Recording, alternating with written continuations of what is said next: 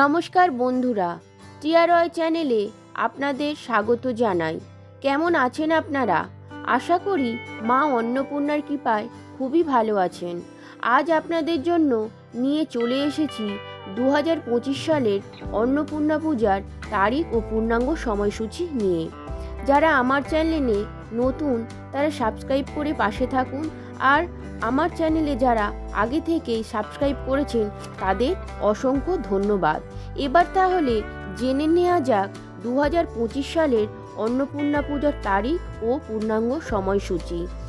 দেবী দুর্গার আর একটি রূপ হল অন্নপূর্ণা এবং অন্নদা নামেও তিনি পূজিতা। অন্ন কথার অর্থ হল ধান ও পূর্ণা কথার অর্থ পূর্ণ, অর্থাৎ অন্নের দাত্রী হিসেবে পূজিতা মা অন্নপূর্ণা। অন্নপূর্ণা এক হাতে অন্নপাত্র আর অন্য হাতে চামচ থাকে। চৈত্র মাসের শুক্লা অষ্টমীতে অন্নপূর্ণার পূজা করা হয়। চৈত্র মাসের শুক্লা অষ্টমীতে আবির্ভূত হয়েছিলেন মা অন্নপূর্ণা। রায়গুণাকার ভরতচন্দ্র দেবী অন্নপূর্ণার মাহাত্ম্য রচনা করেছেন।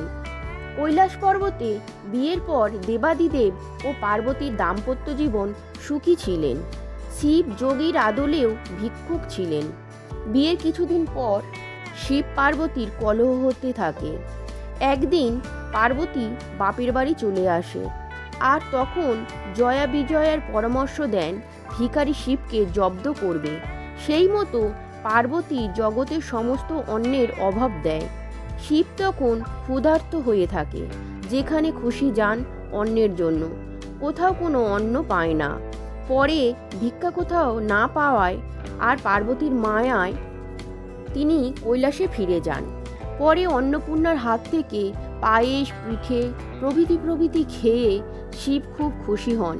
এরপর দেবীর মহিমা প্রচারের জন্য কাশীতে মহাদেবের উদ্যোগে প্রতিষ্ঠিত হল অন্নপূর্ণা দেবীর মন্দির।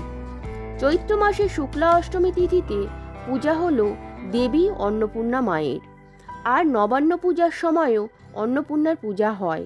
এবার তাহলে জেনে নেওয়া যাক 2025 অন্নপূর্ণা পূজার পূর্ণাঙ্গ সময়সূচি। 2025 সালের 5ই এপ্রিল শনিবার, বাংলার 1431 সালের 22শে চৈত্র শনিবার। এটাই হলো অন্নপূর্ণা পূজার তারিখ ও সময়। আমার ভিডিওটি ভালো লাগলে লাইক, কমেন্ট ও শেয়ার করে অন্যদের জানার সুযোগ করে দেবেন। মা অন্নপূর্ণার আশীর্বাদে আপনাদের সংসার সর্বদাই অন্ন পরিপূর্ণ থাকুক এবং আমার ভিডিওটি কেমন হয়েছে জানাবেন। ধন্যবাদ।